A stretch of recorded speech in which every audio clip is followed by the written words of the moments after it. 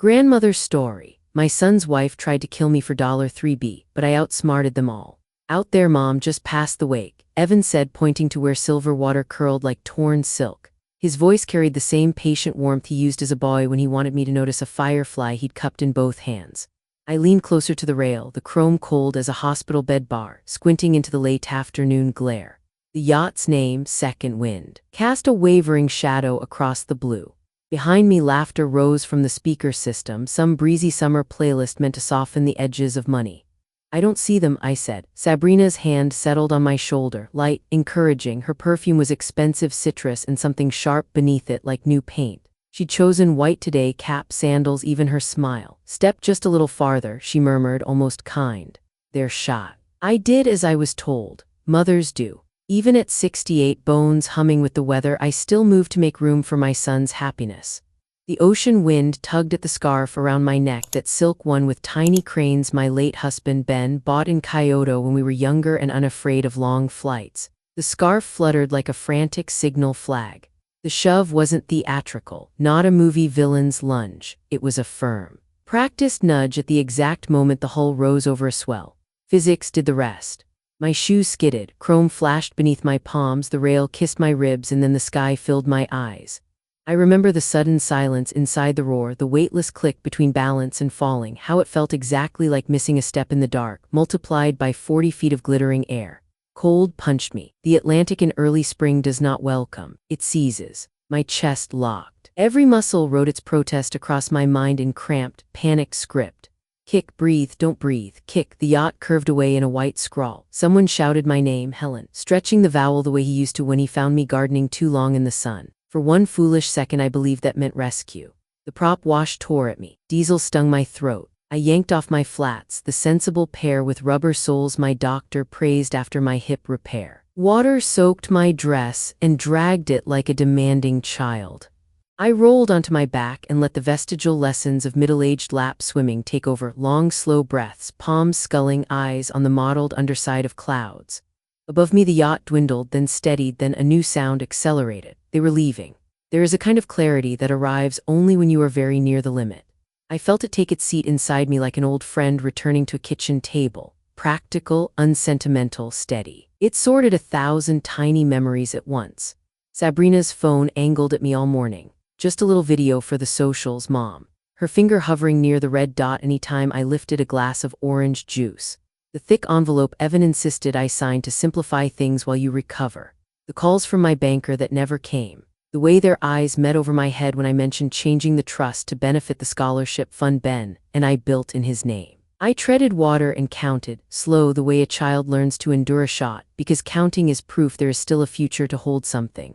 A gull hovered, scandalized. The horizon wore its indifferent smile. When I was 27 and pregnant with Evan, I taught myself to swim with my face in the water. It was summer in Milwaukee and the public pool opened at 6.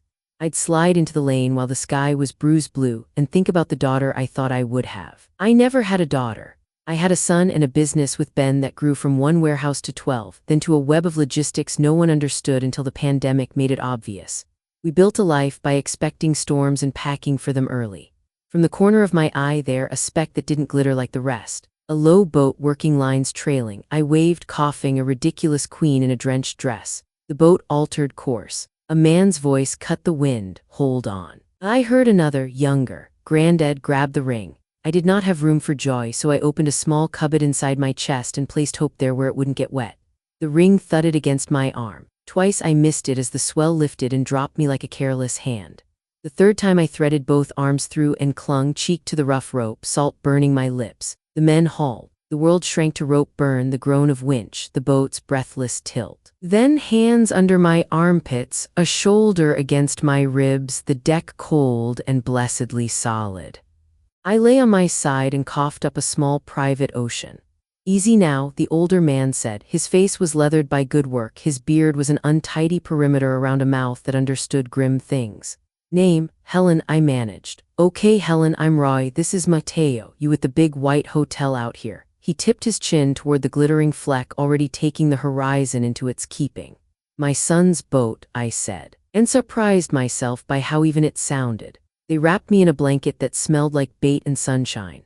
Mateo pressed a bottle of water into my hand, then thought better and held it while I sipped. We should call it in, he told his grandfather. Roy studied me. I saw him add up the dress, the scarf, the bruising blooming along my forearms, the expensive watch gone missing from its tan line. We will, he said slowly, in a minute.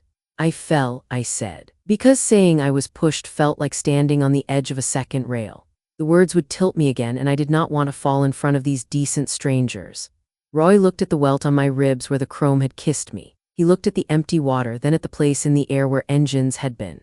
Happens, he said, which was a kind way to say we both know what didn't happen. He offered the radio. You can tell the Coast Guard yourself if you like. I folded the blanket tighter and shook my head.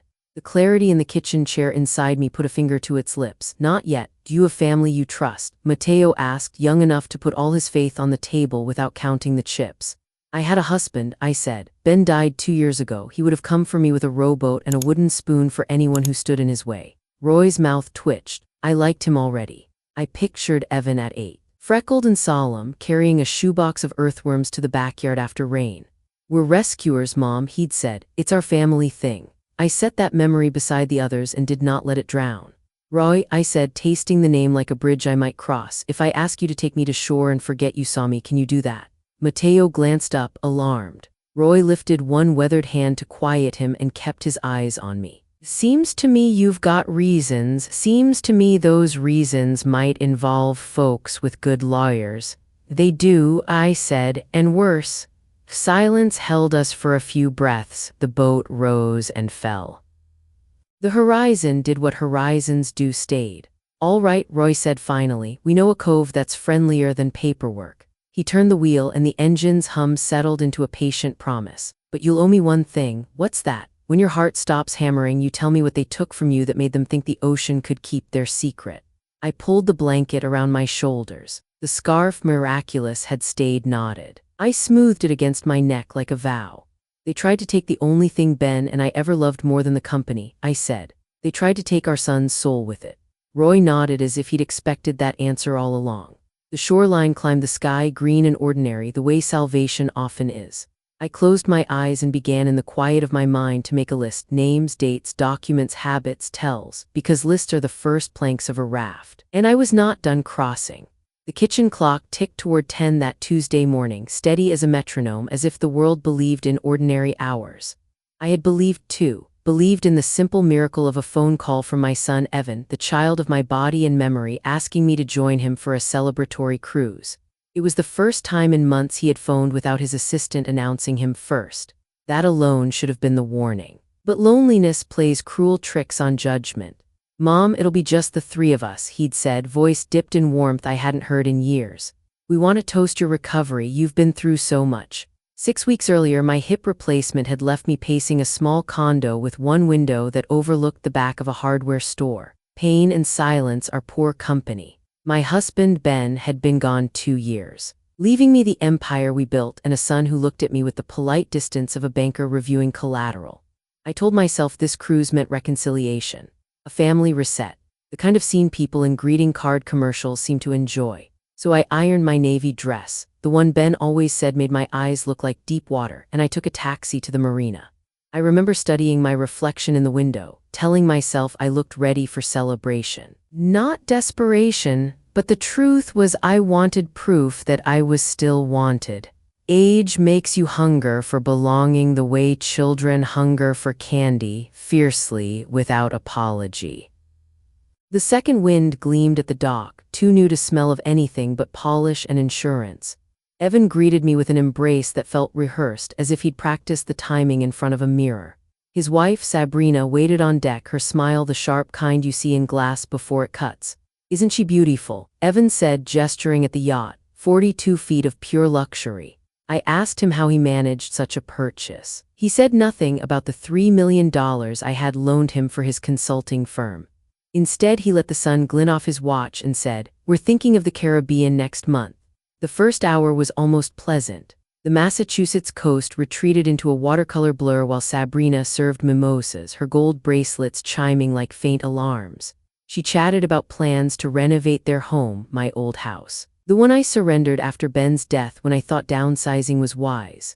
My heart bent itself into believing I was still part of their circle, though I could feel the edges fraying. Then Evan asked about my will. His tone was casual, too casual, the way gamblers ask about odds they already know. Probate can be so complicated, Mom, he said, pouring champagne into my glass until the bubbles spilled over. We just want to make sure everything's taken care of. That was when I noticed Sabrina holding her phone at an angle, pretending selfies while the lens captured me sipping, answering, existing. Building evidence, perhaps, that I was careless or confused. A lawyer's montage waiting for its soundtrack. Pieces of memory snapped together like brittle sticks. The documents they'd slid under my pen after surgery, insisting they were temporary. The sudden silence from my financial advisor. The odd way my pharmacist looked at me when I came for medication. The fog of anesthesia, the misplaced pills, the strange insistence that I rest while they handled details. It felt like someone else's puzzle until suddenly the picture was mine. I'd like to go back to shore now, I said, placing my glass carefully on the teak table. Evan's mask slipped then. His voice hardened into something unfamiliar. I'm afraid that's not going to happen, Mom. You've been showing signs of dementia, Sabrina added, stepping closer. Her eyes glittered with rehearsed concern.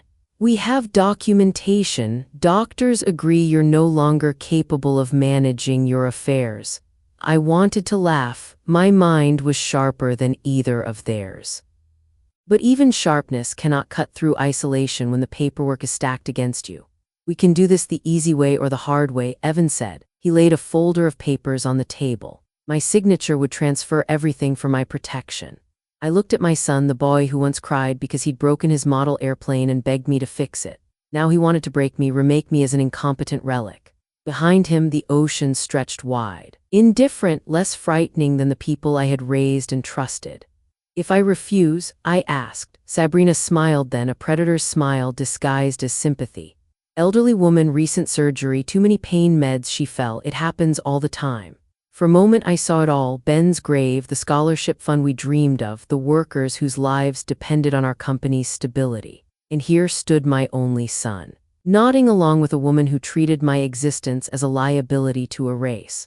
You're both insane if you think you'll get away with this, I said. Actually, we've thought it through very carefully, Evan replied. His hand pressed the papers toward me. Your signature here and no one has to get hurt. I stared at the pages, then at the horizon. Choices can be like tides. You see them coming, but you cannot hold them back. Go to hell, I whispered. That was when Sabrina stepped behind me, lips close enough that her breath tickled my ear. Say hi to the dolphins, she whispered. The push came soft and certain. The rest you know, the water, the cold, the betrayal made manifest in spray and silence. What I want to tell you now is how betrayal is never one moment. It is a collection, years of small withdrawals from the bank of trust, until one day you discover the account is empty. Their shove was simply the receipt for years of neglect, indifference, and ambition.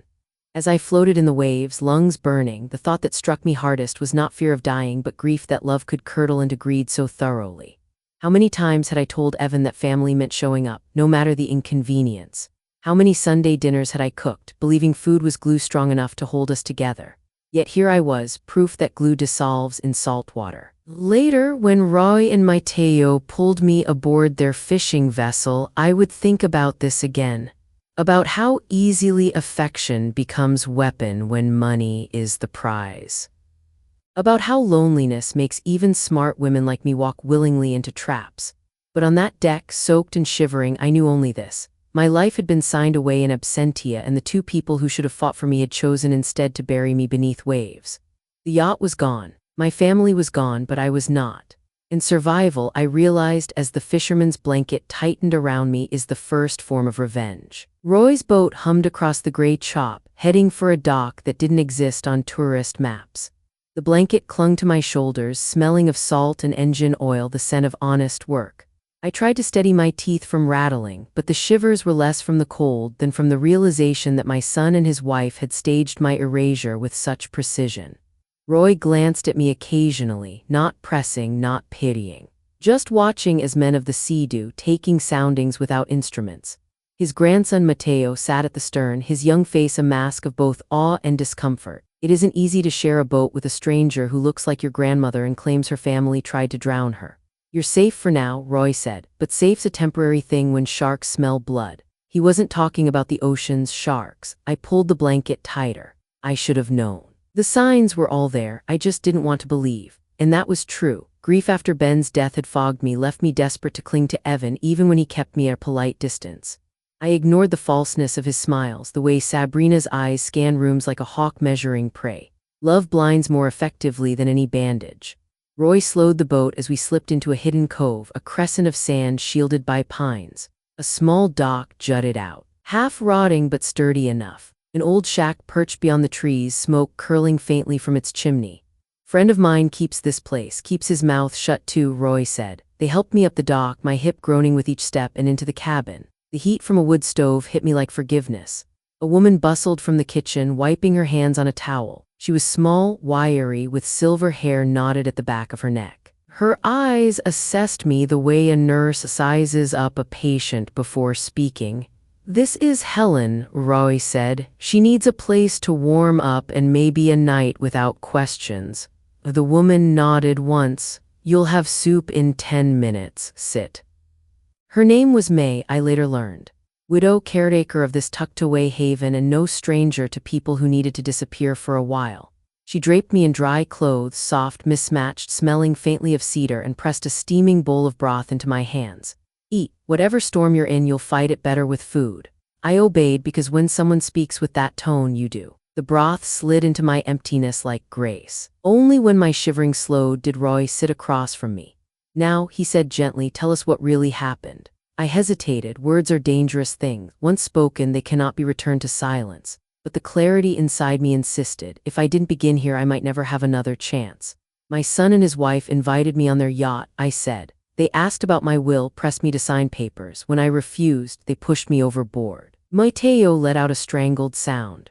"Your own son." I looked at the boy, maybe 17, his skin still holding the trust of youth. Betrayal doesn't always look like daggers. Sometimes it looks like signatures and smiles. Roy's jaw tightened. "And the money, $3 billion, I admitted. Ben and I built a logistics empire. After his death, Evan was supposed to help run it. Instead, he and Sabrina decided I was an obstacle." The number hung in the room like a specter. $3 billion is enough to turn love into hunger, enough to bend morality until it breaks. "They'll think you're dead now," Roy said. I nodded. "And that's the only advantage I have. They'll spin their story, paint me as confused, weak, maybe already slipping into dementia, and the world will believe them because the paperwork says so." Silence stretched, broken only by the crack of firewood. May finally spoke. "Dead women have choices, living ones don't. Use that." Her words landed with the weight of prophecy. That night I couldn't sleep. The cot creaked when I shifted, and through the window the moon cast the cove in silver secrecy. I replayed the day, Evan's voice, Sabrina's perfume, the sudden shove. Each detail was a thorn, sharp and unforgettable. I thought about the past, too. About Ben's steady hand on my shoulder the day we signed the papers that made us wealthy beyond our dreams. About Evan's small hand clutching mine on the first day of school. About Sunday dinners when laughter filled the house instead of calculation. How does a child turn against his mother? Is it greed? Resentment, the belief that love is conditional, replaceable, or had I failed him somehow, creating a man who measured affection in dollars? The questions pressed, but the answers stayed hidden. What mattered now was survival. In the quiet, I began to make lists. Lists keep despair from taking root. Bank accounts Evan didn't know about. Colleagues who still respected me. Lawyers not tied to his circle. Friends who remembered me before money. Each name, each detail became a thread, and threads woven carefully make a net strong enough to catch even the greediest fish. By morning I had a plan, or at least the bones of one. Over breakfast, Roy listened. "You can't go to the police yet," he said. "If your son's as prepared as you say, he'll have people lined up to vouch for his story. You'd be painted as the crazy one." "I know," I admitted. "That's why I have to let him believe I'm gone, let him hang himself with his own rope, but I need eyes on him." Roy considered. "I can watch the marina, folks talk around fishermen, and Mateo knows how to keep quiet." The boy puffed his chest. "I can help." I smiled at him, touched by his earnestness. "Then you'll be my shadows." May poured more tea. "And I'll give you a roof when you need it. But remember, a house is safe only until someone asks questions. Choose wisely when to stay and when to move." I thanked her. Gratitude felt like too small a word. That evening, while Evan and Sabrina were likely drafting their statements for the police, I sat at May's kitchen table with pen and paper. My handwriting shook, but the words steadied me. If you are reading this, it means I have survived. And if I have survived, then I intend to fight. This is not only about money, it is about truth, about family, about love that should never have been traded for greed. I folded the page, tucked it into my bag. It was not yet a weapon, but it would be. Outside, the tide shifted. A new moon pulled at the water, promising change. And I whispered to myself, not as prayer, but as promise. They think they buried me, but the dead sometimes rise. The hardest thing about nearly dying isn't the water in your lungs, it's the silence afterward. The silence where you are forced to listen to your own thoughts, unfiltered, unsoftened. That silence filled me as I sat on the cot in May's hidden shack, staring at the damp scarf I had draped across a chair to dry. The scarf still smelled faintly of Ben's cologne, though he'd been gone 2 years. Funny how cloth can hold a man longer than memory sometimes. I fingered the fraying edge and wondered if he would be ashamed of what our son had become, or ashamed of me for missing the signs. By morning, I knew I couldn't stay hidden in the cove forever. Secrets rot when left alone. I needed to know what story Evan and Sabrina were telling the world about my accident. Roy drove me in his pickup to an old library where the public computers wheezed like they hadn't been loved in years. The keyboard's letters were half worn away, but I found my way online. It didn't take long. My name, Helen Brooks, widow of Benjamin Brooks, co-founder of Brooks Logistics, was plastered across headlines. Tragic boating accident claims life of local philanthropist. Community in mourning, prominent widow remembered. Family speaks out on declining health of beloved matriarch. I scrolled, my throat tightening with every word. Evan was quoted extensively. Mom had been confused lately. We were worried, but she wanted so badly to celebrate her recovery. We never imagined something like this would happen. Confused, declining health. I slammed the mouse against the desk, earning a sharp look from the librarian. It was one thing to try to kill me, it was another to rewrite me while I still breathed. Then I saw the obituary. Helen Brooks, age 68, passed away unexpectedly while enjoying an outing with her devoted family. My photo from last year stared back at me at Evan's birthday party, eyes wide, caught off guard by the surprise gathering. They had chosen that picture carefully. A woman startled, perhaps bewildered, glass in hand. Perfect for their narrative of a mother slipping into dementia. And then, like acid, the final line, in lieu of flowers, the family requests donations to the Alzheimer's Association. Even in death, they mocked me. I shut the screen off before my fury boiled over. My hands trembled, but my mind was sharp. If they wanted me painted as weak, I would have to prove stronger than ever. That night, I lay awake in May's cabin while Roy played cards with Mateo in the kitchen. I replayed every detail of that day on the yacht. The way Sabrina angled her phone, the folder of papers Evan pushed across the table, the brittle urgency in his voice when he said probate could be so complicated. They hadn't just been improvising. This was rehearsed, calculated, months, maybe years in the making. I thought back to the hospital after my surgery. The pain fog. The papers Evan brought for me to sign, just temporary, Mom will help with the bills. I remembered the pharmacy mix-up 3 months ago when I ended up in the ER for taking the wrong dose, something I had never done in all my years. Had they switched my pills? Were they engineering confusion to build their case? The truth pressed in. My own son and his wife had been staging my decline, laying groundwork for the narrative they now sold to the world. I was not only betrayed, I was framed. When sleep finally came, it carried me into a nightmare of falling endlessly, not into water but into paperwork, contracts, affidavits, trust documents, sheets of paper pulling me under like waves. By morning, resolve steadied me. I couldn't just be a ghost, I needed evidence. I have to see my house, I told Roy over breakfast. That's dangerous, he warned. If they're staying there, you'll walk right into their den. They won't risk it, not yet, I said. They'll want their own home for appearances to play grieving heirs. My house will be their office, and offices leave trails. Roy studied me, then finally nodded. I'll drive you close. But you go in alone, you know the place better than anyone. I'll circle the block.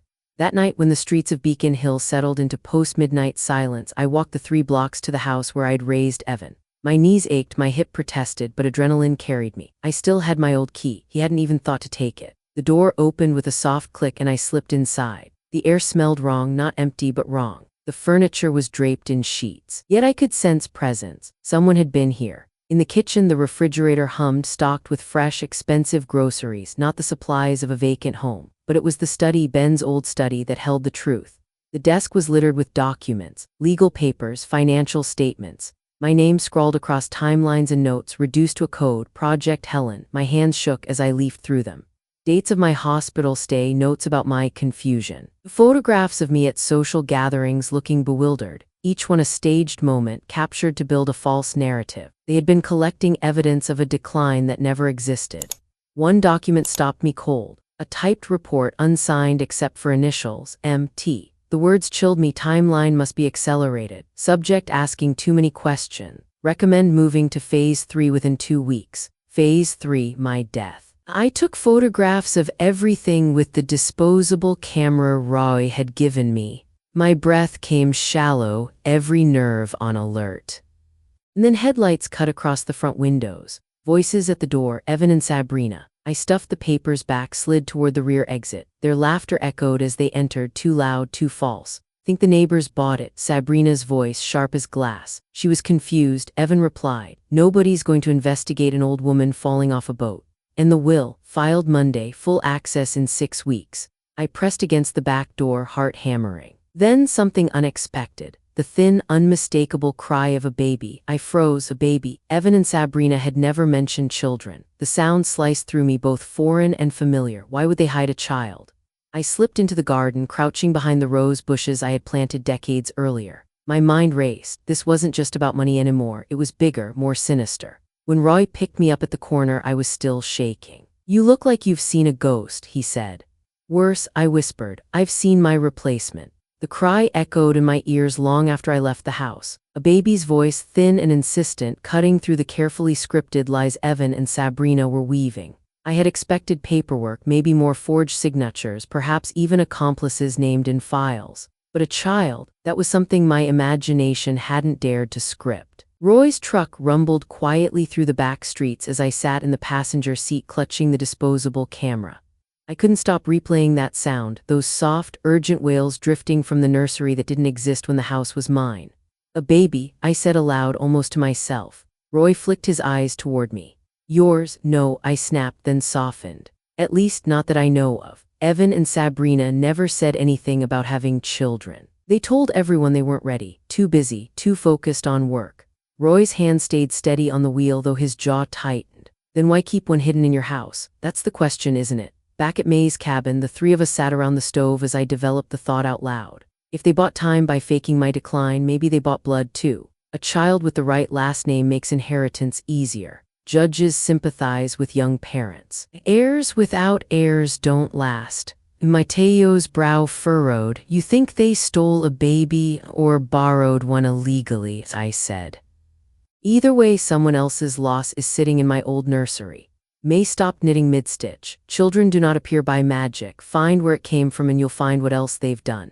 Her bluntness steadied me. She was right. This wasn't just about money anymore. A new life was tangled in their scheme. That meant more people were victims, not just me. The next days blurred into cautious planning. I met with Roy and Mateo at the dockside diner. The kind with sticky menus and coffee that tastes like rust and memory. Roy outlined what he'd learned. Evan was spending his days at banks and law offices, Sabrina shuttling between boutiques and meetings. Neither of them mentioned a child in public. They're careful, Roy said, almost too careful. But yesterday I tailed Sabrina long enough to see her buy formula, expensive stuff, cash only. The confirmation sent a chill through me. A secret child. Hidden purchases and a narrative of grieving heirs being played for reporters. It all lined up too neatly. That night I pulled out the photographs from the study. My hands shook as I sorted through the evidence I'd gathered, staged confusion shots, timelines of my supposed decline, and that letter signed with the initials MT. Whoever this MT was, they weren't just assisting, they were orchestrating. Phase 3, my death. Phase 4, it seemed, was the appearance of a child who could inherit everything cleanly. But whose child? Sleep eluded me. At 3 in the morning I crept outside May's cabin, the night pressing close around me. Stars salted the sky, cold and brilliant. I thought of Ben, of how he used to rock Evan to sleep in the very room where I had just heard another infant cry, how he would sing off-key lullabies about trains and rivers. What would he say now, knowing his son was raising a baby born of lies? I pressed the scarf to my face and wept quietly, the sound muffled by the pines, not just for myself but for the infant, whoever he or she truly was, caught in the claws of greed before even learning to walk. By dawn, resolve replaced grief. If Evan and Sabrina thought they could hide behind paperwork and lullabies, I would prove them wrong. I need help, I told Roy. Professional help. Someone who can track movements, dig into records, find out where that child came from, not just fishermen's gossip, real investigation. Roy tapped his coffee mug. I know a man, used to be a cop, quiet, doesn't scare easy. May raised an eyebrow. A man with debts to me, he'll do it. And so I found myself 2 days later in a cramped office above a sandwich shop, sitting across from Danny Crawford. He was 50 maybe, with hair that had turned silver early and eyes that cataloged everything without judgment. So, he said after I laid out my story, you want me to shadow your son and daughter-in-law, find out about a baby, and identify whoever this M.T. is. That's right, I said, my voice steady even as my heart raced. And you're paying with what? His tone was skeptical, not unkind. According to the papers, all your assets are frozen. I pulled an envelope from my bag, emergency cash Ben and I had tucked away years ago in a safe deposit box. He had always insisted on keeping reserves for storms. I had never been more grateful for his foresight. Danny counted, nodded once. 2 weeks of surveillance. I'll need photos of them, addresses, routines. I handed him what I had, copies of the documents from the study, photos of Evan and Sabrina, and the damning letter from MT. He studied the handwriting under a magnifying glass, distinct strokes. I'll run this against samples in my files. Then he leaned back. One more condition. You check in with me every 12 hours. If you vanish, I take everything straight to the police. Understood, I agreed. Safety is sometimes just another word for accountability. That night back at May's, I felt something I hadn't since the fall from the yacht, possibility. For once, the weight wasn't mine alone. I had allies, I had time, and I had anger sharpened into a blade by betrayal. While May hummed in the kitchen and Roy cleaned his fishing gear, I held the scarf and whispered to Ben as if he could hear me. They tried to bury me, but I'm still here. And I'll find the truth, not just for us, but for that baby. The stove crackled, casting shadows on the walls. Shadows of a woman who had been pushed, discarded, pronounced dead. But the living have more power than the dead, and I intended to use it. The day Danny Crawford entered our circle, something shifted. Until then, my survival had been private. Just a widow, a fisherman, his grandson, and a quiet woman with soup and shelter. But bringing in an investigator turned survival into strategy. Danny wasted no time. Within 48 hours, he returned to May's cabin with photographs, notes, and the kind of certainty only surveillance provides. He spread them across the kitchen table, papers rustling like restless ghosts. Your son's been busy, Danny said. His voice carried no judgment, only fact. 3 meetings with lawyers in as many days, 2 visits to a bank downtown, and most interestingly, 3 separate trips to a medical facility called Whitmore Reproductive Services. I blinked. Reproductive, as in surrogacy, Danny confirmed. Very exclusive, very discreet, very expensive. My source inside says Evan and Sabrina arranged for a newborn that could pass as their biological child. Paid in cash months ago. The floor seemed to tilt beneath me, though I was safely planted on May's braided rug. So the baby, he isn't theirs. Not by birth, Danny said, by purchase. Roy cursed under his breath. Mateo stared, eyes wide with disbelief. May set down her knitting needles with deliberate care. Children bought are children stolen. She said flatly. Whatever name they gave him, he belongs first to the woman who carried him. Her words cut through me like wind through a cracked window. I thought of the baby's cry, how it pierced my bones. That sound now carried a mother's absence, a story silenced before it could even begin. Danny shuffled another photo to the front. It showed Evan shaking hands with a woman I vaguely recognized. Short auburn hair, expensive briefcase, tailored suit. The kind of person who thrives in downtown law offices. Meet Miranda Torres, Danny said, partner at Morrison & Torres, estate planning attorney, and from what I can tell, the architect of this whole scheme. I believe she's your mysterious MT. I leaned closer. Recognition flickered. 6 months ago, Evan had dragged me to a charity gala, insisting I network. I remembered this woman cornering me near the buffet, asking oddly specific questions about my trust structures, my succession plans, my health. I thought she was simply nosy. Now I knew better. She preys on families, Danny explained. Finds elderly clients with significant assets and strained family ties. Coaches relatives on how to manufacture incompetence, builds legal cover, and takes a cut once the inheritance transfers. He tapped the photo. She's done it at least 6 times that I can prove. Probably more. My stomach turned. So Evan and Sabrina aren't just greedy, they're accomplices in a system, a network. Danny nodded. You're not the first victim, but you might be the first to survive. That sentence landed with a kind of dreadful hope. If I had survived, maybe others could too. Maybe exposing this would mean more than saving my fortune, it could mean saving lives. That night I couldn't eat. May set stew in front of me, but my spoon hovered untouched. My mind was back on the infant bought, hidden, treated like an asset in a ledger. Do we know anything about the mother? I asked Danny. He exhaled slowly. Preliminary information. A teenage girl named Sarah Collins, 17, from Maine. No family support system. Torres approached her at a shelter, promised money if she carried a baby for a loving couple. She died during childbirth. The stew in my stomach turned to stone. Died how? Official report says complication, but my contact says she was healthy, no risk factors. Death came suddenly, minutes after Torres administered what she called a routine injection. Silence thickened the room. The crackle of the stove sounded obscene. May was the first to speak. They killed her to tidy the paperwork. I pressed my palms against the table, fighting the urge to retch. This was bigger than inheritance now. It was murder disguised as kindness, exploitation wrapped in contracts. The baby wasn't just a pawn in Evan and Sabrina's greed. He was the legacy of a girl who never got to see her child's face. In the following days, Danny kept feeding us information. He uncovered financial transfers, surveillance shots of Sabrina buying baby supplies under assumed names, whispers of probate filings being rushed through courts with suspicious speed. Each new revelation was another thread in a noose tightening around them. Meanwhile, I kept writing.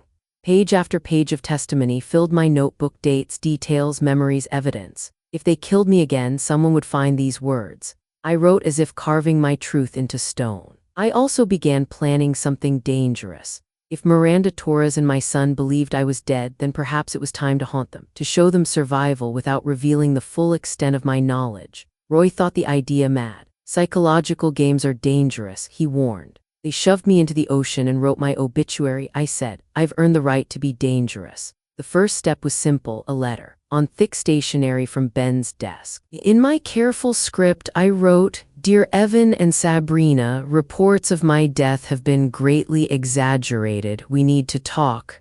Love, Mom, P.S. Give my regards to the little one. He's beautiful. Danny arranged for a courier to deliver it directly to Miranda Torres's office at precisely the hour she was meeting with them. From across the street, he photographed their faces as they read it.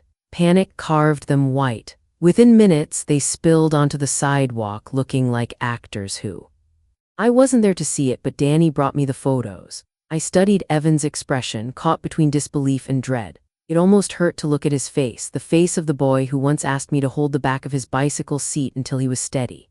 But that boy was gone. In his place stood a man who tried to kill his own mother. That evening I returned to my old house, not secretly this time. I rang the doorbell. Carol, the nurse they'd hired to care for the baby, opened the door. She was younger than I'd expected, mid-30s, with tired eyes but kind hands. She froze when she saw me, recognition flooding her face. You're supposed to be dead, I finished. Yes, I've heard. May I come in? She hesitated, then stepped aside, and there he was, the baby. He lay in a bouncy seat, dark hair like spilled ink, eyes serious and unblinking. My chest constricted. He gurgled, waved a tiny fist, utterly unaware of the schemes swirling around his existence. Oh, I whispered, oh, you beautiful child. Carol set the bottle down, still staring at me as though at a ghost. Who are you really? I'm his grandmother, I said softly, not by paperwork but by truth, and I need your help. In that moment, holding the gaze of an innocent life, I knew the war wasn't about money anymore. It was about saving this child from becoming another asset in Miranda Torres's bloody portfolio.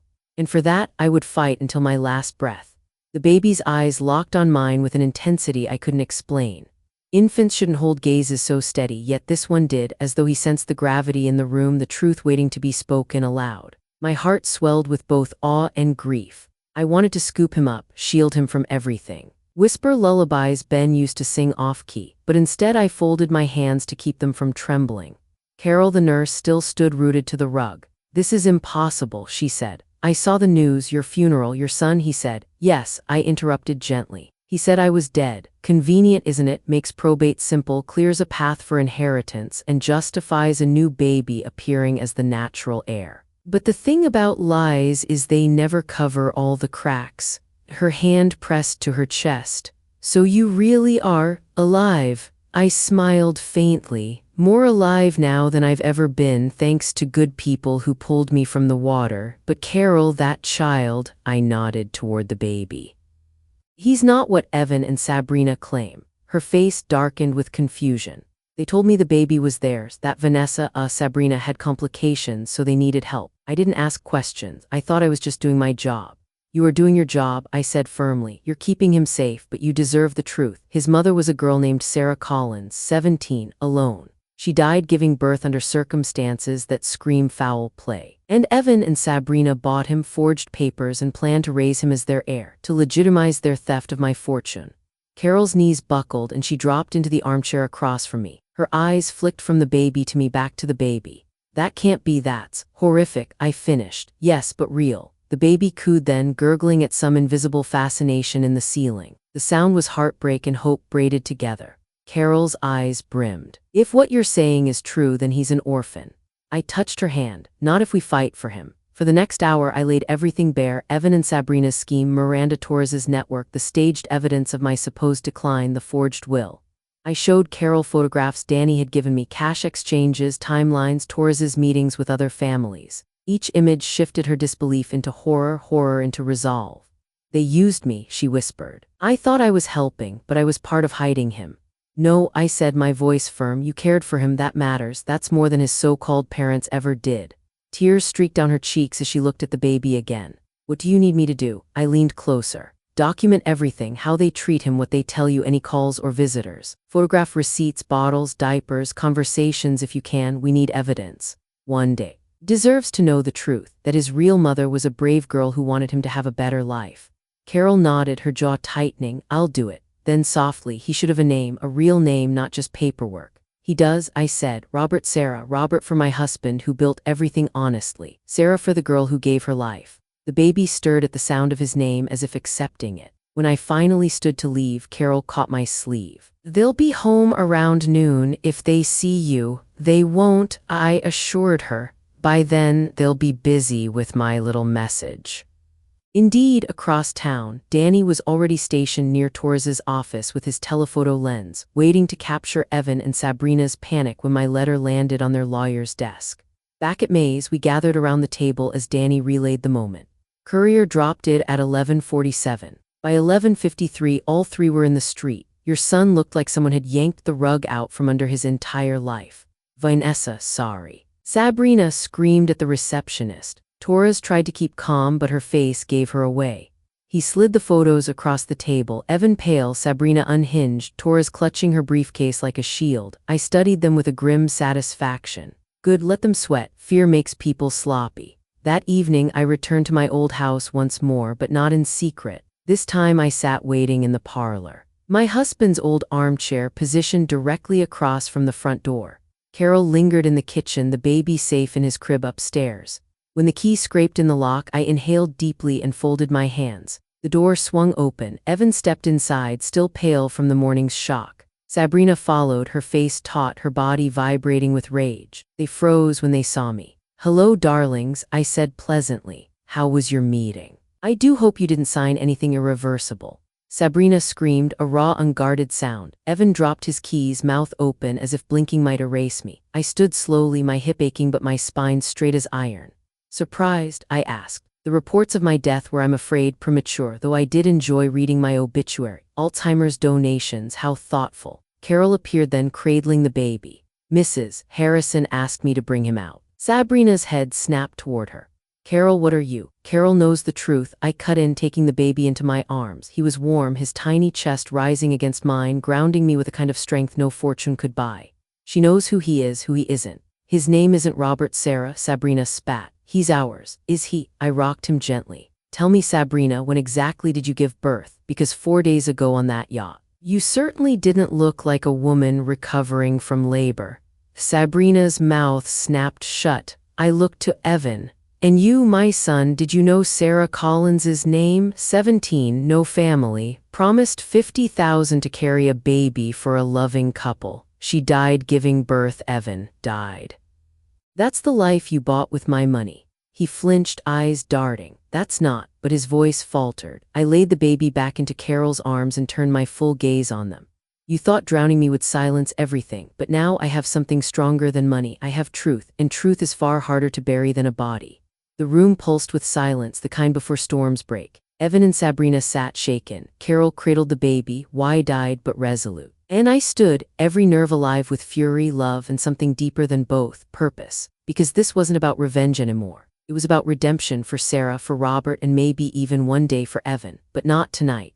Tonight I would let them feel what I felt when I hit the water, the shock of knowing their world had changed forever. The night I confronted Evan and Sabrina in my old living room, I left them sitting there, faces drained of blood, their lies cracking like porcelain. I wanted them to feel that silence, that dread, that realization that the story they had written for themselves had been torn from their hands. But walking out of that house, I knew one thing with chilling certainty: they weren't finished. Desperate people rarely surrender, they double down. Roy picked me up 2 blocks away, his truck idling with lights off. You sure you should have done that? He asked as I climbed in. Ghosts are safer unseen. I'm not a ghost, I said. I'm a storm, and storms are meant to be noticed. Roy grunted but said nothing more, driving us back to May's cabin. Inside, Danny was waiting with fresh photographs. He slid them across the table the moment I stepped in. While you were busy haunting your family, I was busy haunting Tora's. The photos showed her leaving her office late at night, briefcase clutched tight, flanked by 2 men I didn't recognize. She looked less like a polished lawyer and more like a cornered animal. She's rattled, Danny said, but that makes her dangerous. I've confirmed she's orchestrated at least 6 other cases like yours. Elderly clients declared incompetent, fortunes transferred, sudden accidents, always the same pattern. I studied the photos, while rising in my throat, and the courts never questioned it. Danny shook his head. She's got people in the system, judges who look the other way, medical examiners who rubber stamp heart attacks. It's organized crime with the polish of estate planning, May snorted. Evil wrapped in paperwork is still evil. That night I wrote in my notebook until my fingers cramped. Each page became a ledger of wrongs, a chronicle of betrayal. Ben always said numbers told stories. Well, so did words, and I intended to make mine unignorable. By dawn I had made a decision. If Torres had a network, I needed to expose it. But I couldn't do that hiding in shadows. I had to play their game, bait them into revealing themselves. Danny frowned when I explained. You're proposing psychological warfare. Yes, I said. Evan and Sabrina already believe I'm alive, but they don't know how much I know. If I can keep them off balance, make them afraid, I can force mistakes. Torres won't like mistakes. Roy crossed his arms. Mistakes from people like her usually mean blood. Yours. Then I'll make sure it spills in the right direction, I said. The plan unfolded over the next 2 days. Danny arranged for anonymous envelopes to arrive at Sabrina's boutique in Evan's office. Each contained a single photo, me alive, taken from a distance, walking across a street or entering a shop. No explanation, just proof I existed. They'll think someone's stalking them, Danny said, which isn't far from the truth. Next, we mailed another letter to Torres. On crisp stationery again I wrote, you can't bury me twice, I'm watching, and I'm not alone. We didn't sign it, we didn't need to. The reaction came faster than expected. 2 nights later, Danny intercepted a call between Torres and Sabrina. She's losing patience, he told us. Torres told them to resolve the problem permanently. She's bringing in someone new, someone she called the cleaner. I went cold. Meaning, Danny said, she's hiring a professional to make your second death look irrefutable. This one won't involve accidents on yachts. It'll be something they can present with a neat bow to the authorities. May slammed her mug down. Then we hit her first. Roy raised an eyebrow. How? March into her office and wave our fishing poles. But I had been thinking, we let her believe she's still in control. We let her gather Evan and Sabrina for one last planning session, and then we make sure she's not the only one listening. Danny leaned forward. You're suggesting a sting. Yes, I said. With federal ears on every word.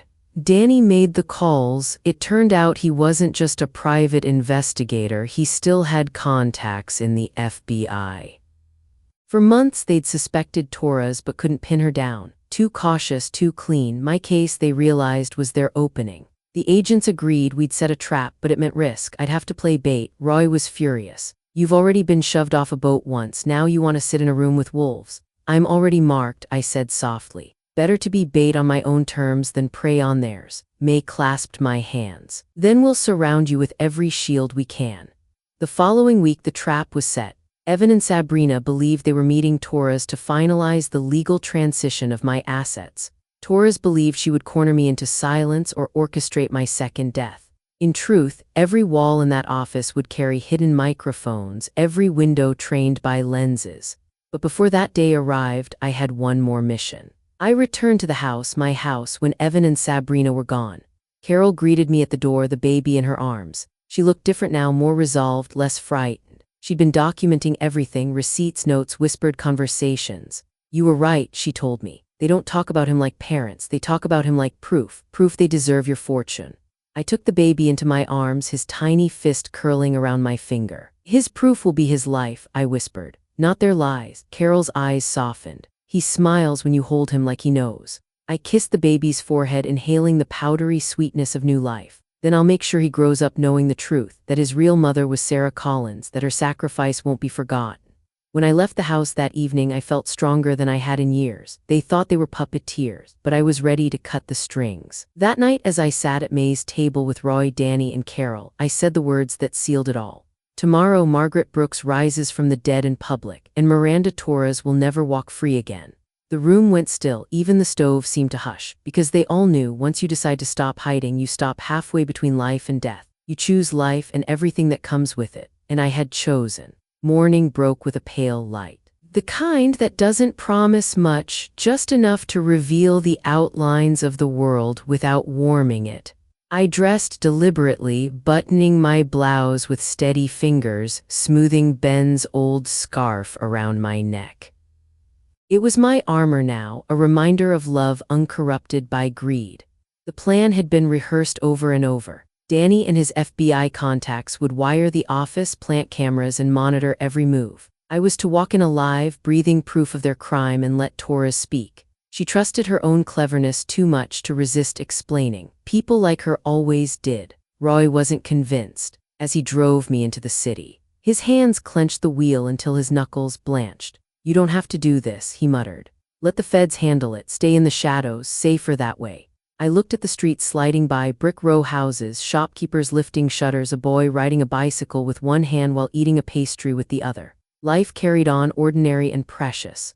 "I've already been thrown to the ocean once," I said. "If I keep hiding, then they've already won, and worse. That child grows up in their story, not his own. I won't allow that." Roy said nothing more, but his jaw worked like a man holding back words he couldn't afford to say. Danny met us near the courthouse district, his gray hair catching the morning sun. "Everything's in place," he told me. "Wiretaps, cameras, backup agents within 2 minutes of the signal. You just have to keep them talking long enough." "Talking has never been my problem," I said, forcing a smile. He studied me, his eyes sharp but kind.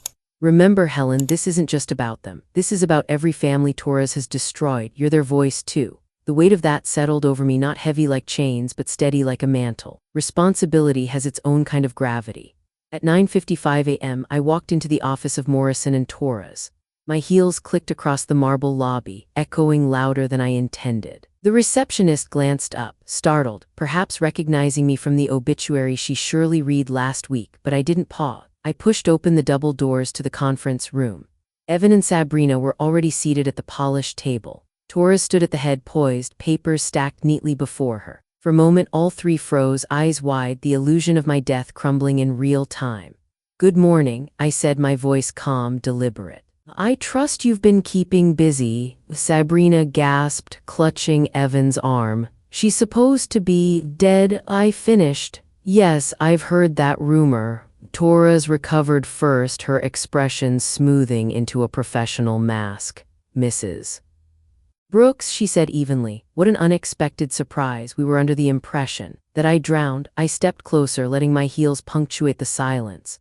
"Yes, convenient impression, wasn't it? Pity for you, rumors don't hold up in court." Evan's face drained of color. "Mom, we thought you." "Save it," I snapped. "I know everything, the forged papers, the staged dementia, the baby you purchased, Sarah Collins."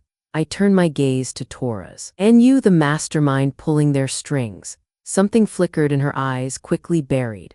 "These are serious accusations," she said. "Do you have evidence?" "Oh, plenty." I folded my hands on the table. "But I'd rather hear it from you. You seem proud of your little operation. Why don't you tell us how it works?" Her lips curled faintly. "Mrs. Brooks, I don't indulge in fairy tales." "Don't you?" I leaned in, lowering my voice. Because the FBI listening in next door would love to hear how you resolve your so-called estate transitions. Shall I start? 6 elderly clients declared incompetent, fortunes redirected, accidents so tragic, so timely. For the first time, Torres's mask slipped, just slightly but enough. You think you're clever, she hissed, but cleverness doesn't save you. We can erase you again, and this time there will be a body. Sabrina whimpered. Evan's hand shook as he pressed it flat on the table. Stop it, just stop. But Torres ignored him. She leaned forward, voice like a blade. Do you know how many families I've helped? 37 cases. 37 so-called lives spared from decline, from burdening those who loved them. You're just one more. And when we finish, no one will remember you were ever alive. The words hung in the air, heavy and damning, and that was when the door burst open. Miranda Torres. The agent Sarah Chen announced, voice sharp as glass. You are under arrest for conspiracy to commit murder, wire fraud, elder abuse, and racketeering. Agents flooded in from every entrance, weapons drawn, voices overlapping, hands where we can see them. Step away from the table, Sabrina shrieked. Evan froze, pale and sweating. Torres, to her credit, tried to run, but she made it only 3 steps before 2 agents tackled her to the hardwood floor. Papers scattered like broken promises. I stood still, breathing deeply, my heart pounding but my spine unbowed. For the first time since the yacht, I felt the tide turn, the aftermath blurred.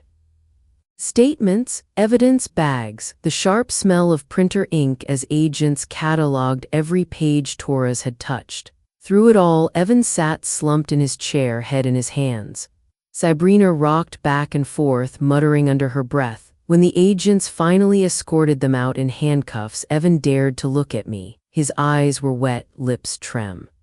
But I cut him off. You meant every step, every signature, every lie, and now you'll live with it. The agents guided him away before he could respond. Outside, the city bustled as though nothing monumental had occurred. Cars honked. A busker played guitar. People hurried with coffee cups and phones glued to their ears. Only I carried the knowledge that something rotten had been dragged into the light. Roy appeared beside me, steady as always. You did it, he said. No. I corrected. We did it, all of us. I thought of May's soup, Danny's photos, Carol's courage, the baby's wide eyes. Each had been a thread, and together they wove a net strong enough to catch even sharks. Danny joined us, carrying a folder. This is just the beginning. Torres's files will lead us to more families, more victims. The Bureau will dismantle her network piece by piece. I nodded. Good, no one else should suffer like Sarah Collins or her child. That evening, I returned to May's cabin. Carol was there, rocking the baby gently. When he saw me, he cooed, stretching a tiny hand toward my scarf. I gathered him close, pressing my cheek against his hair. It's over, I whispered. At least the worst part, you're safe now. But even as I said it, I knew battles remained, custody hearings, trials, the long, slow grind of justice. Still, for the first time in weeks, hope outweighed fear. Because I had risen from the dead, faced the wolves, and watched them fall. And I intended to spend the rest of my life making sure no one else would ever be pushed into the sea of silence again. The arrest of Miranda Torres should have felt like the end of a nightmare. The images of her on the floor, handcuffed, the arrogant smirk finally replaced by fear, that should have been enough to let me rest. But endings in real life are never as neat as stories. Torres might have been caught, but her shadow stretched farther than one office, farther than Evan and Sabrina's betrayal. The Bureau confirmed it the next morning. Danny arrived at May's cabin carrying a stack of files and a face carved with fatigue. He dropped the folder on the table. It hit with a weight that made all of us flinch. 17 other names, he said. 17 other families she worked with. We're talking forged documents, suspicious deaths, inheritances transferred with uncanny timing. Over 200 million stolen in 5 years. Silence wrapped the room. Even the baby seemed to quiet in Carol's arms, as though sensing the gravity of numbers too large for his small world. 17, I whispered. 17 people gone and written off as accidents, Danny replied. Falls downstairs, heart attacks, carbon monoxide leaks, all perfectly plausible on paper, but together, a pattern so sharp it cuts your hands when you touch it. Roy's jaw clenched. How many children pushed their parents into graves for money? Danny sighed. More than we'll ever want to know, but now we have proof. Torres kept meticulous records. Arrogance was her downfall. May, who had been knitting quietly in the corner, set her needles down with finality. This is rot at the roots, she said, not just greed, a sickness, and you, Helen, you pulled back the curtain. I should have felt proud, instead I felt hollow. Justice was a long process. Prisons might claim bodies, but they never heal wounds. My son was in custody, my daughter-in-law too, and a child, an innocent life, was at the center of it all. That night I sat awake while everyone else slept. The baby had cried himself to dreams, Carol exhausted beside him. Roy snored softly in the spare room. Danny was likely still awake, filing reports for the bureau. I wrote in my notebook again. Words were the only way to keep despair from eating me alive. They thought love could be replaced by paperwork. They thought blood could be traded for signatures. They were wrong. Love is written not in contracts but in sacrifices. And now I must decide what love means for a child who carries none of my blood but all of my hope. The next morning, Danny returned with news that shook me as much as Torres's arrest had. The baby's birth records, he said, placing a certified copy in front of me. Mother, Vanessa Brooks. Father, Evan Brooks. Signed and stamped by the county clerk. All official, except what? I asked. He pointed to the date. Filed 3 weeks ago, but the clerk who signed it died 2 days after. Heart attack, they say, no autopsy. The paper blurred in my vision. Another accident. Exactly, Torres forged this. They built an heir out of smoke. I closed my eyes, breathing slowly. So in the eyes of the law, he belongs to Evan and Sabrina. On paper, yes, in truth. He's Sarah Collins's son, but Sarah's dead, which means custody battles ahead. Carol spoke up then, her voice trembling but firm. But he's safe with us now. Isn't that enough? I looked at the baby, his tiny chest rising and falling in sleep. I wanted to say yes, but life taught me that enough is never simple. He needed a name, a home, protection not just from criminals but from courts that might not see through the lies. He needs family, I said quietly. Real family. People who will tell him who his mother was, not the fiction scribbled in these files. Roy reached across the table and squeezed my hand. Then maybe that family is you. The following days were consumed by preparations. The FBI wanted my full testimony, lawyers wanted sworn affidavits. Danny urged me to stay hidden while the bureau dismantled Torres's network, but I insisted on one thing first: attending my own funeral's aftermath. It sounds absurd, doesn't it? But curiosity gnawed at me. I wanted to see who had mourned sincerely, who had swallowed Evan's lies whole, who had whispered behind gloved hands. So Roy drove me to the cemetery one gray afternoon, weeks after the staged burial. We parked far enough away to remain unseen, then walked among the stones. There it was, my name carved in granite, birth date etched cleanly, death date a lie. Flowers wilted at the base, some fresh, some decayed. A woman's scarf lay across the stone, Eleanor's, my neighbor who always brought me lemon bars after Ben died. She had wept real tears. I stood frozen, staring at the marker that declared me gone. It felt like standing at the edge of two worlds, the one where I existed and the one where I didn't.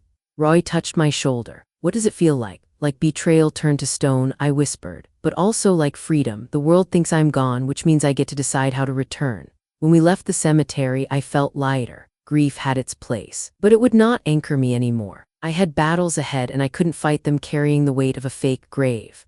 That evening I held the baby, Robert Sarah, as I named him, and whispered promises. You will know your mother's name, you will know the truth, and you will never ever doubt that you were wanted. Maybe not by the people who bought you, but by those who fought for you.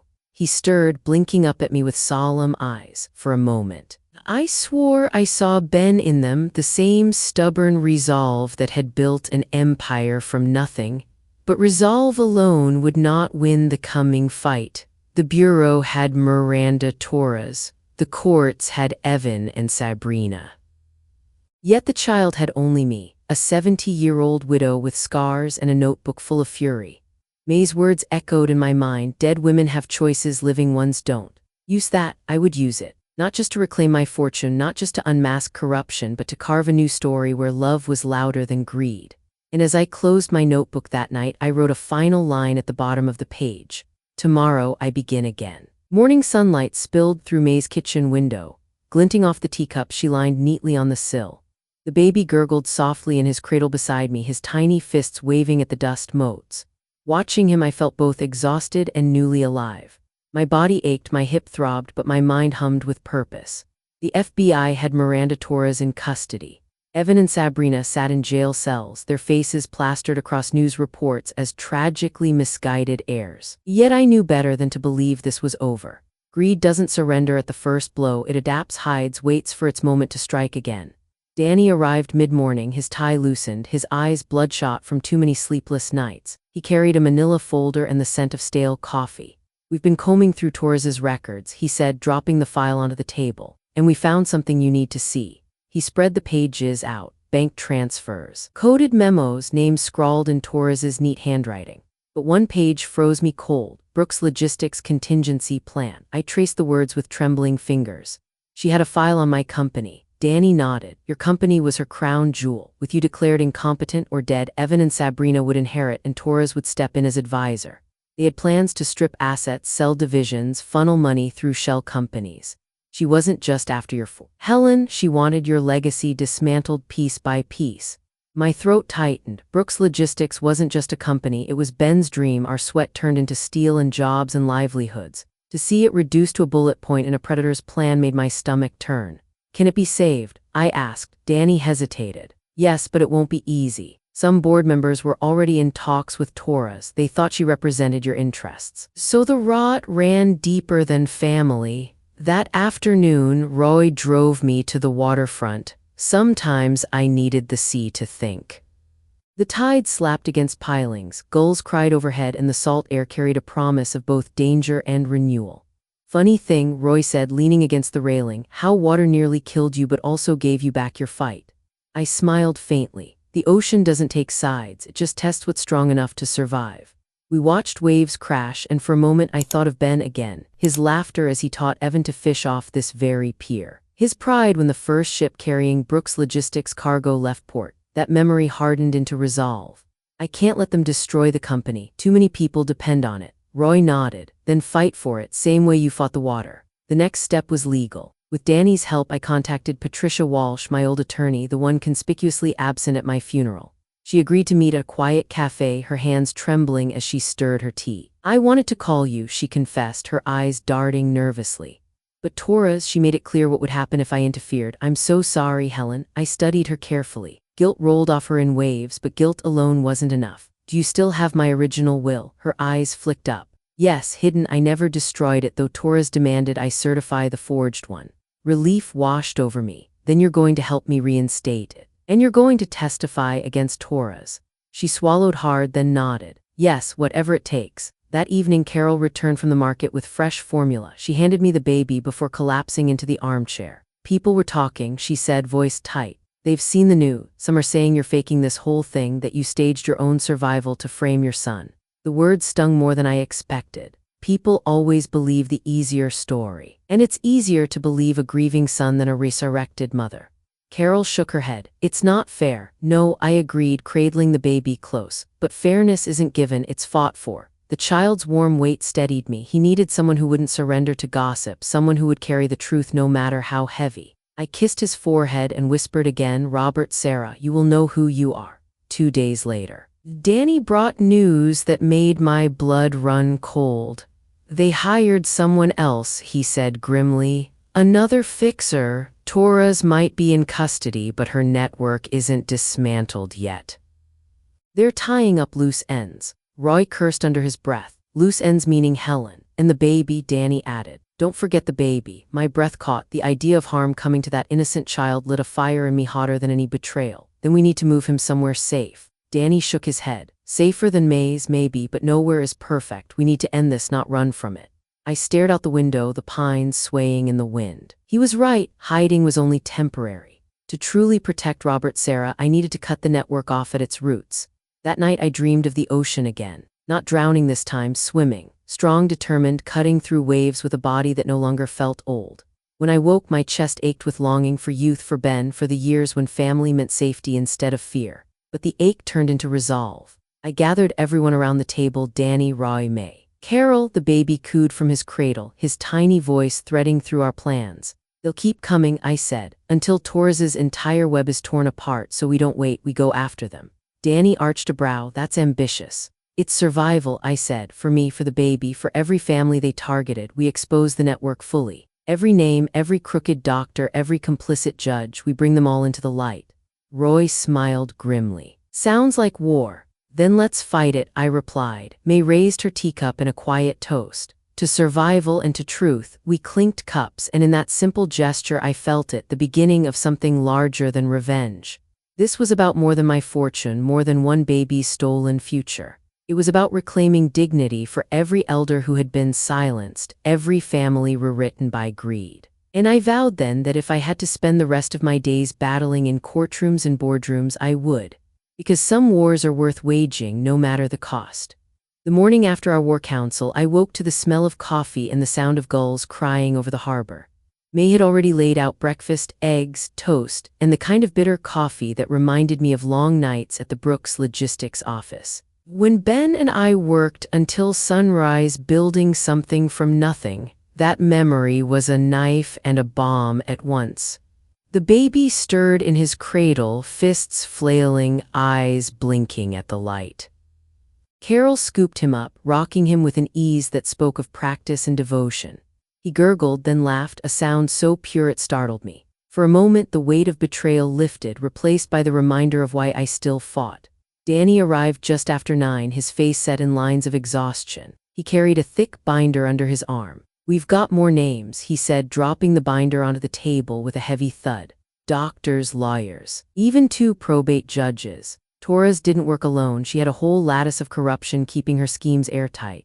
I opened the binder, scanning the list. Each name was a betrayal of trust, people sworn to protect, to heal, to uphold justice. Instead, they had traded lives for percentages. My chest burned with a cold fury. "Every one of them needs to be exposed," I said, slamming the binder shut. Danny nodded. "We'll get there, but exposure takes time. The Bureau is building a case. Until then, you and the baby are still targets. Don't underestimate how far they'll go to erase the loose ends."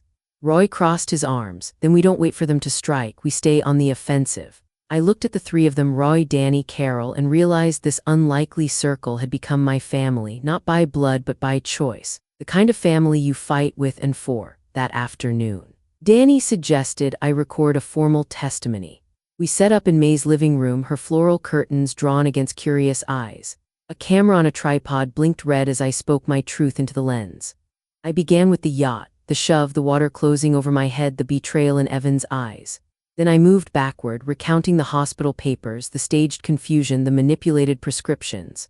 I spoke of Sarah Collins, her stolen life, her orphaned child. I named Miranda Torres, described her network, laid out every detail I had written in my notebooks. For nearly 3 hours, my voice did not waver. I was no longer a grieving widow. I was a witness, a survivor, a weapon forged by betrayal. When I finished, Danny clicked the camera off. "That's enough to shake pillars in Washington," he said quietly. "They can't ignore you now." I exhaled, feeling both drained and renewed. Good. Let them feel what it's like to listen to the dead. But even as I steeled myself, doubt crept in. That evening, after the others had gone to bed, I sat alone with the baby in my lap. His small body was warm against mine, his breath even and soft. "What if I fail you?" I whispered. "What if they twist the truth again and you grow up hearing lies about your grandmother, about your mother?" His tiny hand gripped my finger. It felt like an answer, simple, wordless, but steady. Children don't need promises of perfection, they need presence, and presence I could give. 2 days later, the Bureau made its first arrests beyond Torres, a crooked accountant, a doctor who had signed off on at least 3 suspicious death certificates, a lawyer who had lost critical files that might have proven competency in elderly clients. The news broke across headlines: elder abuse ring dismantled, prominent lawyer at center. My name appeared again, this time not as a victim but as a survivor. The world reacted with shock, sympathy, and in some cases, suspicion. Some believed my story. Others whispered that I had staged the drama to reclaim attention or leverage in my company. Roy, read the comments online. His face stormy. "They'll say anything to protect their illusions." "Let them talk," I said, though my chest ached. The truth has teeth, it bites eventually. That evening I gathered everyone again. "We've cut into the roots," I said, "but there's still poison in the soil. We need to think bigger, beyond my case, beyond this baby." Danny raised an eyebrow. "What are you proposing?" "A foundation," I said slowly. "A place for people like me, seniors targeted by their own families, manipulated into incompetence, stripped of dignity. We can give them help before predators circle. Legal advice, safe houses, watchdogs." May smiled faintly. "Turn your wound into medicine." Roy slapped the table. "I'll back it, whatever it takes." Carol nodded, her eyes shining. "So will I. He deserves to grow up knowing his grandmother built something out of all this pain." For the first time, hope felt larger than fear. Yet danger hadn't vanished. Late that night, Danny's phone buzzed. He stepped outside, and when he returned, his face was grim. They found the cleaner, he said, the one Torres hired before her arrest, dead in his hotel room. Single bullet to the head, professional job. My stomach turned. Which means, Danny said, someone higher than Torres is pulling strings. Someone who doesn't want witnesses alive. Including you, and the words chilled the room. May gripped her teacup so tightly I feared it would shatter. Roy muttered a curse under his breath. I looked down at the baby sleeping peacefully in his cradle. For him, I could not falter. Then we don't stop, I said, my voice steady. We shine the light brighter. The darker they try to make it, the more light we bring. That's how we win. The room fell silent, but each face told me the same thing: they would follow me into the fire. And for the first time since the yacht, I believed we might just come out the other side still breathing. The next weeks blurred into a relentless rhythm of strategy and survival. By day, I worked with Danny and the FBI, unraveling threads of Torres's network. By night, I returned to May's cabin, rocking the baby until his cries softened into sleep. Between those hours, I wrote page after page of testimony, memories, promises to a child who couldn't yet understand the weight of the world into which he had been born. News reports grew louder. Each arrest made headlines: doctor indicted in elder abuse ring, probate judge resigns amid investigation. My name appeared too, always tied to words like miracle and survivor. Some painted me as brave, others as calculating. I learned quickly that truth, once public, takes on a life of its own. But amid all this noise, I knew something darker simmered beneath. Torres was in prison, yes, but whispers suggested she wasn't the top of the chain. Someone else had financed parts of her operation. Someone bigger, someone still out there. The cleaner's execution proved it. Whoever they were cleaning house, and my survival was a loose end they couldn't ignore. One gray afternoon, Danny arrived at May's with his usual binder of files, but his expression told me this meeting wasn't business as usual. He waited until Carol had taken the baby into the other room before speaking. We found another connection. He said Torres wasn't just targeting individuals. She was funneling money into offshore accounts connected to a shell corporation called Mariner Holdings.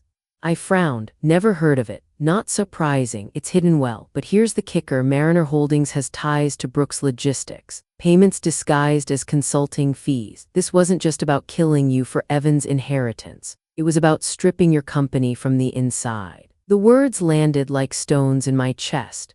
You're saying my company was already compromised? Danny nodded. Board members thought they were dealing with legitimate consultants. They signed contracts, approved transfers. Torres was siphoning money even before Evan tried to push you overboard. I pressed my palms flat against the table, steadying myself. Then she wasn't the architect, she was the middleman. Exactly, Danny said. And whoever sits above her, whoever runs Mariner Holdings, that's who we need to find. That night, I couldn't sleep. The rain drummed against the cabin roof, the baby fussed restlessly, and every shadow seemed to whisper betrayal. I sat by the stove with my notebook, writing by lamplight. It isn't enough to cut branches, you must pull up the roots. Ben built Brooks Logistics to last generations, and I'll be damned if I let it rot under criminals. If Mariner Holdings thinks I'm too old, too broken to fight, they will learn what survival looks like. The words steadied me. Sometimes writing is less about recording truth and more about reminding yourself you're still capable of carrying it. The next morning, I decided it was time to return to the company, not as a ghost, but as its rightful matriarch. Patricia Walsh, my lawyer, arranged a quiet meeting with the board. Roy insisted on driving me, muttering that men with knives wore better suits than dock workers these days. The boardroom smelled of polished wood and stale fear. Half the faces around the table avoided my eyes. They had mourned me, signed papers in my absence, perhaps even benefited from Torres's influence. Now here I was, alive and demanding answers. I won't waste words, I said, standing at the head of the table. You believed lies, you signed contracts that bled this company, and you did it because it was easier to trust paperwork than people. That ends now. One director cleared his throat nervously. Mrs. Brooks, we none of us knew Torres was, didn't you? I cut in. Didn't you wonder why she was so interested in an aging widow's company? Didn't you question why Evan and Sabrina pushed so hard for her involvement? Or did the consulting fees blind you? Silence. No one met my gaze. I slammed my notebook shut. This company is not for sale. Not to Torres, not to Mariner Holdings, not to anyone who treats lives as ledgers. If you want to stay, you fight with me. If not, there's the door. It was harsh, perhaps cruel, but necessary. Leadership is sometimes a knife, not a bomb. That evening I returned to May's, drained but resolute.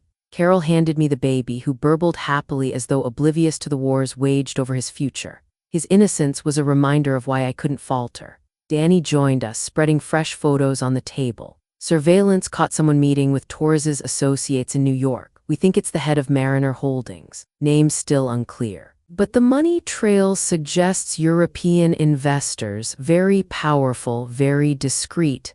Which means dangerous, Roy muttered. Danny nodded. If they know you're alive and fighting, they'll escalate. I held the baby closer. Then let them escalate. I've already drowned once. I'm not afraid of storms. That night May brewed tea strong enough to burn, and we sat in silence, each of us lost in thought. Finally she spoke. You can't fight them only with anger, Helen. You must fight them with story. Tell the world what they do. Shine light so bright the shadows can't hide. Her words lodged deep in me. She was right. The network thrived on silence, on shame, on the idea that families wouldn't believe elders who claimed betrayal. But I had survived. I had a platform, and I had a story that refused to stay buried. The following day I drafted a public statement. It wasn't polished legalese, it was raw truth. I described the betrayal, the attempt on my life, the stolen baby, the network of corruption. I ended with a vow. Family is not measured in inheritances, but in love. No elder should fear their children more than the grave. I will spend the rest of my life fighting to ensure no one else suffers what Sarah Collins suffered, what her child nearly lost, and what I barely survived. Danny promised to release it to the press when the timing was right. As I set my pen down, I looked at the baby sleeping beside me. His small breaths filled the quiet, steady, and sure.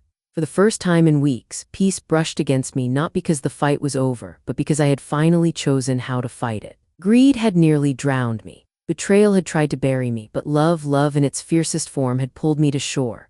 And now, armed with truth, I would pull others too. By the time my statement reached the press, the story was no longer mine alone. Reporters latched onto every detail. The widow who survived an accidental fall, the purchased baby, the network of judges and doctors complicit in elder exploitation.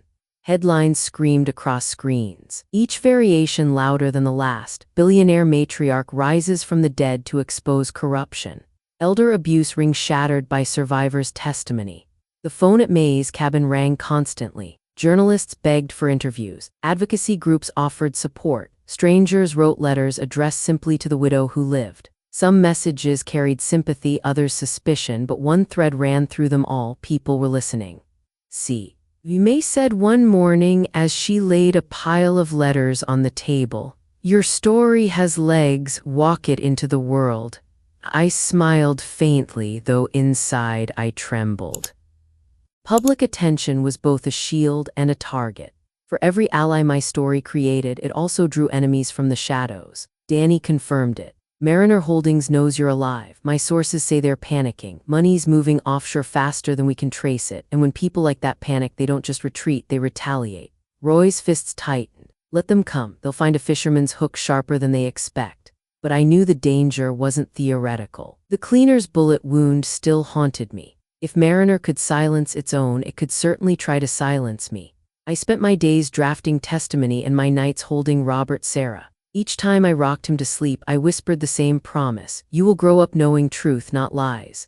His soft breath against my neck steadied me. He had no idea how many battles had already been fought for him. Carol grew bolder too. She documented everything Evan and Sabrina had told her: contradictions, manipulations, casual cruelty disguised as parental pride. Her notebooks became another weapon in our arsenal. They underestimated me, she told me one evening, flipping through her notes. They thought I was just a babysitter, but I was listening, and I'll testify. I took her hand. You're braver than you know. The turning point came when Danny brought news of a meeting scheduled in Boston. A gathering of Mariner Holdings representatives, including a man believed to be the true architect of Torres's schemes. This is it, Danny said, spreading surveillance photos across the table. His name is Victor Hale, billionaire investor. Clean reputation, at least on paper. But we've linked him to at least 10 of the shell companies Torres used. If we get him talking, we can tie everything together. My pulse quickened. And you want me to be there? Danny hesitated. You'd be bait again, but your presence could rattle him, force him to slip.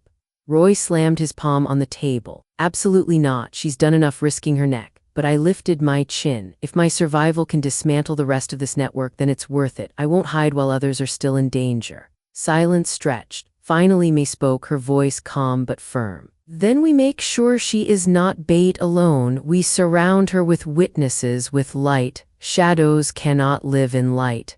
The meeting took place in a gleaming conference room atop a Boston high-rise. FBI agents wired the space in advance, cameras hidden in ceiling fixtures, microphones embedded in table edges. I entered flanked by Danny and two plainclothes agents, my scarf tied neatly as if it were simply another business day. Victor Hale sat at the far end of the table, silver-haired, sharp-suited, exuding the calm of a man used to controlling the room. He looked up when I entered, his expression flickering just briefly with recognition. "Well," he said smoothly, "the widow riseth. I must admit I admired Torres's efficiency. I didn't expect to see you breathing." The words were casual, but the slip was fatal. The agents recorded every syllable. "I'm very much alive," I said evenly, taking a seat across from him. "And I know what you've done." He smirked. "What I've done? No, Mrs. Brooks. What I've created. Families relieved of burdens, wealth redirected to the capable. Progress, some might call it." "Progress built on bodies," I snapped. "On elders poisoned, girls exploited, babies bought. Do you know Sarah Collins's name?" His smirk faltered. "Irrelevant." "No," I said firmly. "It's the most relevant name of all. She was 17, she trusted you, and she died because you needed a baby to complete a lie." The room thickened with silence. Even the agents held their breath. Hale leaned back, his mask cracking. "And yet here you are, alive and meddling. But tell me, how long do you think the Bureau can protect you?" That was enough. The agents rose, announcing his arrest. Hale didn't resist. Men like him rarely did when cornered. He simply straightened his cuffs and smiled thinly. "Prisons are temporary, money is forever." But for the first time I saw fear glint in his eyes. The aftermath was immediate. News of Hale's arrest exploded across headlines, bigger even than Torres. The narrative shifted from greedy heirs to international crime syndicate exploiting the elderly. Suddenly my survival was part of a larger story, the face of resistance against something monstrous. Letters poured in from strangers, seniors afraid of their own children, caregivers struggling with guilt, families torn apart by suspicion. They called me brave, though I often felt anything but.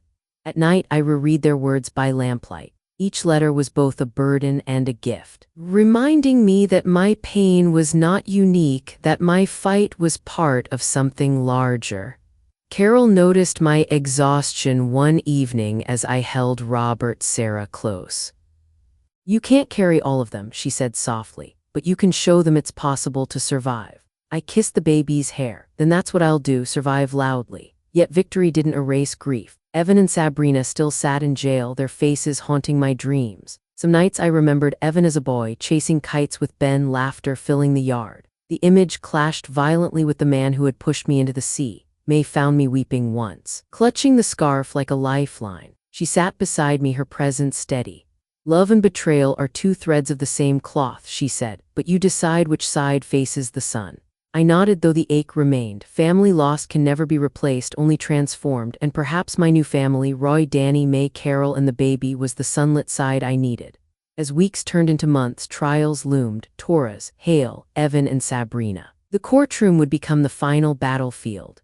And I promised myself, as I watched the baby dream in his cradle, that I would walk into those halls not as a victim, but as a witness. Because survival was only the beginning. Justice was the rest. The courthouse steps were colder than I remembered. Marble always has a way of stealing heat from the body, and that morning it felt like even the building itself wanted to test my resolve. Reporters crowded the barricades, cameras flashing, microphones thrust toward me as though each one could capture the whole truth. Their questions buzzed in the air like hornets. "Mrs. Brooks, do you feel safe testifying? Do you forgive your son? What do you say to families who think you're exaggerating?" I didn't answer, not yet. Some truths are too sacred to be shouted over traffic and camera clicks. Instead, I held Sarah's name in my heart like a prayer and climbed the steps with my head high, flanked by Danny and two agents. Inside, the courtroom smelled of paper, polish, and nerves. I took my seat behind the witness stand, notebook clutched like scripture. Across the aisle, Miranda Torres sat in her tailored suit, wrists cuffed, eyes sharp with a predator's patience. Evan and Sabrina looked pale, diminished, their arrogance stripped by weeks in holding cells. And at the far end, Victor Hale leaned back with an expression of bored disdain, as if justice were nothing more than an inconvenience to his schedule. The judge entered. The room rose. And the war that had begun on a yacht now found its final battlefield in a court of law. When my name was called, I swore my oath and settled into the witness chair. My hands trembled only slightly. The prosecutor began with simple questions: my name, my age, my relation to Evan and Sabrina. Then he asked, "Mrs. Brooks, can you describe what happened on the yacht?" So I told them. I told them about Evan's sudden warmth after weeks of coldness. The champagne poured too freely, the camera phone tilted just so. I described the shift in his voice when he spoke of my memory problems, Sabrina's cruel smile, the shove that sent me into the sea. I spoke of the cold water closing over me, of the panic and the clarity that followed, of Jake Morrison's strong hands pulling me back into the world of the living. The courtroom was silent. Even the court reporter's keys seemed softer, as if the room itself leaned closer. Then I went further. I described the forged papers, the staged confusion, the manipulation of medications. I named Sarah Collins, her stolen youth, her stolen life. I told them about the baby, about the lies stitched into his birth certificate, and I named Torres and Hale as what they truly were: predators dressed as professionals. Torres's attorney tried to rattle me. "Mrs. Brooks, isn't it possible your memory is unreliable? You are, after all, 72. Isn't it possible grief and age have clouded your judgment?" I fixed him with the same stare I once used on board members who doubted my figures. I survived a shove into the Atlantic Ocean, counselor. Cold water has a way of sharpening the mind. My memory is not clouded, it is etched. Gasps rippled through the gallery. The judge banged her gavel once, but even she couldn't hide the flicker of admiration in her eyes. The days stretched on. Evidence piled higher. Forged wills, bank transfers, offshore accounts. Carol testified, her notes meticulous, her voice trembling but strong. Danny presented surveillance photos and recordings, including Torres's own words, 37 cases. Hale's smirk faltered when agents produced documents bearing his signature, tying him directly to Mariner Holdings. Evan and Sabrina broke last. Perhaps it was the weight of evidence, perhaps the absence of Torres's protection, perhaps guilt finally clawing through their greed. Evan wept on the stand, claiming he had been manipulated. Sabrina sat rigid, denying until the end, but even her denials rang hollow in the face of recordings and receipts. When the jury finally delivered its verdicts, guilty on all counts, the air left the room in a collective sigh. Torres and Hale would spend the rest of their lives behind bars. Evan and Sabrina faced decades. Justice, at least in its legal form, had been served, but justice in the heart is slower. Outside the courthouse, the reporters swarmed again. This time, I stopped. I lifted my notebook, the same one I had filled with every detail since that night on the yacht, and I read a passage aloud. Family is not forged in contracts or inheritances. It is forged in love, in sacrifice, in presence. Blood may bind us, but choice defines us. And today I choose truth over silence, love over greed. I choose to tell the story not just for myself, but for Sarah Collins, for every elder silenced, for every child stolen. Because stories once spoken cannot be drowned. The words carried across the crowd, and for a moment even the cameras seemed to hush. The months that followed were both heavy and healing. I fought custody battles, but the court sided with truth. Robert Serra became mine in every legal sense, though I knew he was never anyone's possession. He was a gift, a responsibility, a bridge between tragedy and hope. May turned her bed and breakfast into a place of refuge for seniors fearing exploitation. Roy resumed his fishing charters, though he never stopped checking on us. Danny returned to his bureau work, sending me updates on other cases Torres's records had unlocked. Carol stayed on as Robert's caregiver, though by then we all knew she was more than that, she was family. And me, I founded the Harrison Foundation for Elder Justice, named for Ben. We offered legal aid, safe housing, and a hotline for seniors who suspected betrayal. My days filled with work again, not in boardrooms but in advocacy halls. My evenings filled with lullabies and bedtime stories, the baby's laughter sweeter than any profit margin. One night years later, I sat on the porch with Robert Serra, now a boy of 6. He asked, "Grandma, why do I have 2 names?" I pulled him close. "Because your name carries 2 stories, Robert. For the grandfather who built something honest. Sarah, for the mother who gave everything to bring you here. Together, they remind us that love and sacrifice are stronger than greed." He nodded solemnly, as though he understood more than his years should allow. "I like it," he said. I kissed his hair, eyes stinging. "So do I." I am 77 now, and every morning I wake grateful. Not because life has been easy, it has not, but because I survived long enough to turn betrayal into purpose. My story began with water, with a shove meant to erase me, but it ends with legacy. A child's laughter, a foundation's work, a truth spoken loud enough to echo beyond me.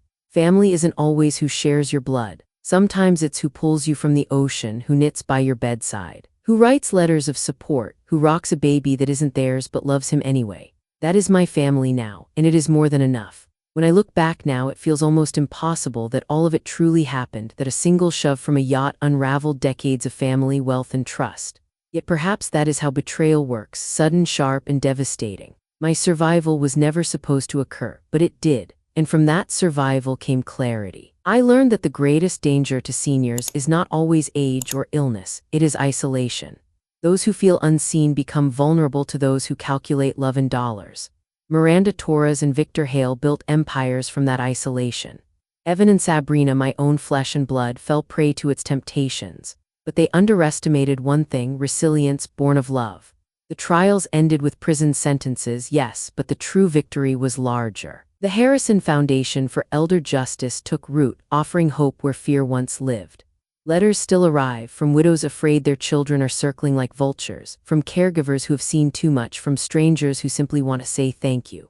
Each letter reminds me that my voice was never just mine. It belonged to every silenced elder. And then there is Robert Sarah. He is 7 now, curious and bright, his laughter filling the halls of my home. He knows his story. He knows that his mother was a brave young woman named Sarah Collins, and that his life is the legacy of both tragedy and sacrifice. Watching him grow is proof that love can bloom even in soil poisoned by greed. So if there is one lesson I leave you with, it is this: family is not guaranteed by blood or inheritance. It is built daily in acts of kindness, in truth spoken even when it costs us, and in choosing love over greed every single day.